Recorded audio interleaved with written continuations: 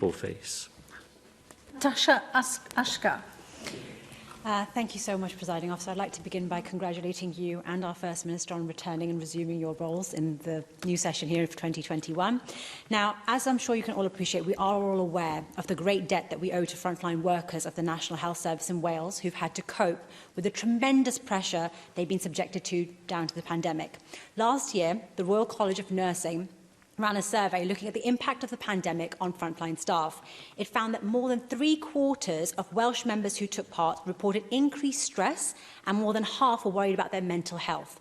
Sadly, this pressure on the NHS staff is unlikely to reduce in the short term, as there are now more than 500,000 people in Wales who are waiting for treatment on NHS waiting lists, a rise of 19% in a year.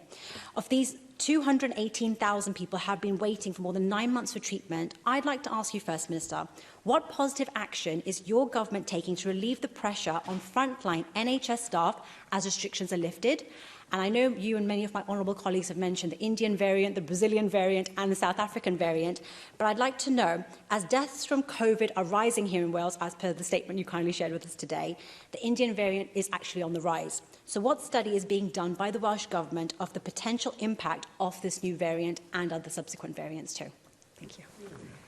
Well, thank Natasha Asghar for her first contribution to the floor of the Senedd as well, and welcome her, of course, as a member. And her question points to some very significant issues. The stresses and strains on our frontline staff and the health service have been enormous, and we've relied on them hugely to keep us safe during the pandemic, and we're going to have to go on relying on them for many other things we've talked about this afternoon. When the Leader of the Opposition rightly asks me about a booster programme in the autumn, it'll be those same workers that we will be relying on to do that for us. When we talk about the need to be able to get the NHS working on the things that it has to do for everybody else, it'll be the same people we will be relying on. So it's a very important point about making sure that when we make that ask of them, we are looking after them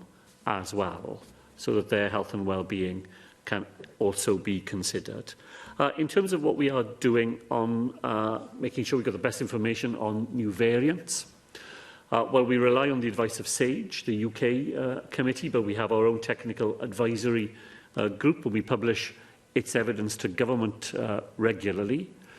We are very fortunate to have one of the most advanced capacities in the world of genome sequencing here. So part of the effort that's made across the United Kingdom to identify new variants relies on the Welsh capacity that we have, and UK capacity is amongst the very best in the world, partly as a result of that. So we are very fortunate in having that early warning system that we're able to deploy here in Wales, and that, alongside the interpretation of that evidence by the scientists who advise us, will be part of our contribution to that wider effort to make sure that new variants are identified as quickly as possible, that we understand the scale and scope of them, and then we're able to take whatever actions we can to go on keeping people in Wales safe. Alan Davis. Thank you, Presiding Officer. First Minister, the people of Blaenau Gwent trusted yourself and the Welsh Government in the handling of this pandemic, and they trusted the decisions that you've been taking over this past year. And you will know from your visits to Blaenau Gwent that people wanted to thank you very much for the way